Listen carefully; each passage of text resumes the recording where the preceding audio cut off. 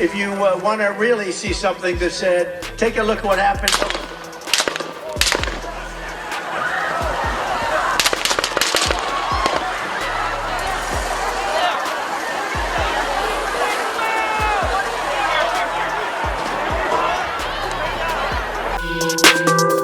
আজ সকালে আমেরিকার মাটিতে স্টেজে বক্তৃতা দেওয়ার সময় মাথায় 3 রাউন্ড গুলি খায় ডোনাল্ড ট্রাম্প। এ সময় তার গার্ডরা দৌড়ে তার কাছে ছুটে গেলেও শেষ রক্ষা হলো না ট্রাম্পের। হাসপাতালে নেওয়ার আগেই তার মৃত্যু হয়।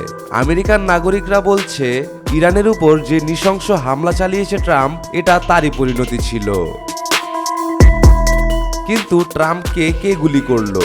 গোপন সূত্রে জানা গেছে, ইরানের আইআরজিসি বাহিনীর হেড কমান্ডারের গুলিতে নিহত হয় ডোনাল্ড ট্রাম্প। খামেনির মৃত্যুর প্রতিশোধ নিতেই ইরান এই কাজটি করেছে। তবে ট্রাম্পের মৃত্যুতে আমেরিকান নাগরিকরাও এখন স্বস্তির নিঃশ্বাস ফেলছে। 2 দিন আগে ট্রাম্পের নেতৃত্বে ইরানের সর্বোচ্চ নেতা আয়াতুল্লাহ আল খামেনির বাসভবনে বোমা নিক্ষেপ করা হয়। এতে করে তার মৃত্যু হয় ও দেশটির মূল স্তম্ভ ভেঙে পড়ে।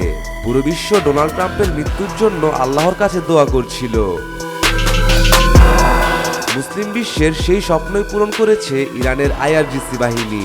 ডোনাল্ড ট্রাম্প মুসলিমদের উপর যে অত্যাচার করেছে, তার কপালে এরকম একটা মৃত্যুই ছিল, হাজার হাজার মানুষের সামনে গুলি খেয়ে মারা যাওয়া।